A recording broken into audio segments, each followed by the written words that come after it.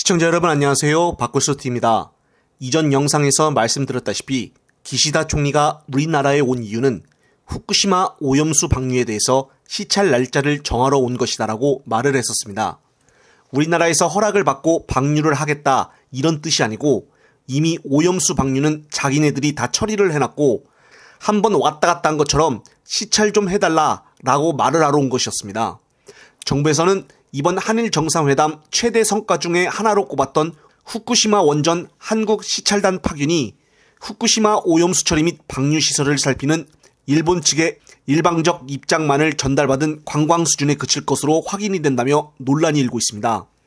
니시무라 야스토시 일본 경제산업상은 9일 열린 국무회의 후 가진 기자회견에서 한국 정부가 파견하는 시찰단은 후쿠시마 원전 오염수 처리에 대한 안전성 평가 기능이 없다고 강조를 했습니다. 그는 한국 시찰단은 IAEA 보고서처럼 오염수 처리수 안정성 평가를 하는 것이 아니라 어디까지나 한국의 이해를 깊게 하기 위한 것이라며 오염수 해양 방출에 대해서 정중하게 현장에서 설명하고 싶다는 입장을 밝혔습니다. 그러니까 정중하게 예의를 갖추어서 설명을 할 테니까 이상 없다라는 것으로 받아들여라 이런 뜻 아니겠습니까? 일본에서 당장 이런 태도를 보이고 있는데 우리는 이번에 23일에서 24일 시찰을 왜 가는 것일까요? 이번 니시무라 경제산업상의 발언에 따르면 실제 한국 시찰단이 오는 23일 후쿠시마 제1원전 현지 시찰에서 할 수 있는 것은 단순한 참관 수준 정도에 그치는 것이라고 합니다.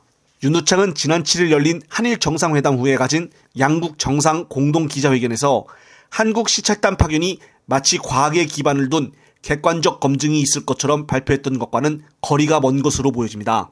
당시 윤두창은 한국 시찰단 파견 합의에 대해서 과학에 기반을 둔 객관적인 검증이 이루어져야 한다는 우리 국민 요구를 고려한 의미 있는 조치가 이루어지길 바란다며 마치 일본과 함께 공동 검증 및 조사가 이루어질 것처럼 국민 앞에 발언을 했었습니다. 우리나라 일부 언론과 일본 관련 전문가들 역시 한국 시찰단 파견 합의가 한일 정상회담에서의 가장 큰 성과라고 부풀리기도 했습니다.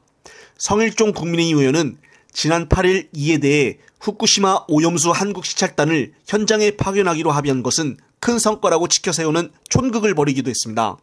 정말 너무나 창피하고 분하기만 한데요. 이렇게 일본이 시찰단의 의미를 축소하는데 지금까지도 외교부는 아직 세부적인 내용을 협의하지도 않았다고 하고 주무부처 또한 관련 지시를 받지 못했다고 합니다. 윤 정부가 생각하길 이번 전문가 시찰단은 그리 중요하지 않다고 생각하는 것 같습니다. 어쩌면 지금 이것이 우리에게 주어진 마지막 기회일지도 모릅니다. 일본에게 오염수를 해양에 방류할 면죄부를 주는 기회가 되어서는 안 된다고 봅니다. 이번 시찰단이 뚜렷한 성과도 없이 돌아온 대만의 전철을 밟아서는 안 된다고 생각하는 것입니다. 누가 봐도 일본은 이미 오염수 방류라는 결론을 내놓고 있는데 우리 정부는 일본에 장단을 맞춰주기 위해 시찰단을 파견하겠다는 거 아니겠습니까? 정말 기가 막힌 상황입니다. 이러면서 이것을 가지고 정부와 여당은 최대 성과라고 이야기하고 있는데 전 국민들을 상대로 사기치는 거 아닌가요? 정말 나라가 어떻게 돌아가고 있는 것인지 걱정일 뿐입니다. 오늘은 민주당 이재명 대표님이 윤석열 정부 1주년을 맞이해서 쓴소리를 하셨습니다. 주옥 같은 발언을 끝으로 이번 영상 마무리하겠습니다. 감사합니다.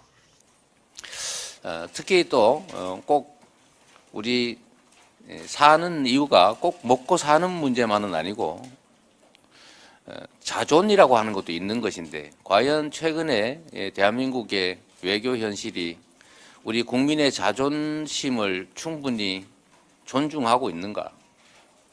국가의 품격을 충분히 유지할 만큼 노력하고 성과를 내고 있는가라는 점을 되돌아보면 전혀 그렇지 못하다는 결론에 이를 수밖에 없습니다.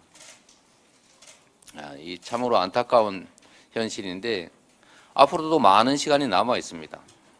새로운 출발을 해야 될 것이라고 생각하고 새로운 출발을 위해서는 그간의 문제점들에 대해서 진솔하게 인정하는 것이 전제되어야 합니다. 그간의 문제와 부족함을 충분하게 인정하고 그 바탕 위에서 앞으로 남은 시간을 정말 대한민국이 새로운 희망을 가지고 국민들이 좀 더 나은 삶을 살 수 있겠다는 기대를 가질 수 있도록 대전환의 계기를 반드시 만들어야 할 것 같습니다. 저는 윤석열 정부가 성공하길 바랬습니다. 대통령이 성공한 대통령이 되기를 바랬습니다. 그 바람은 지금도 변하지 않습니다.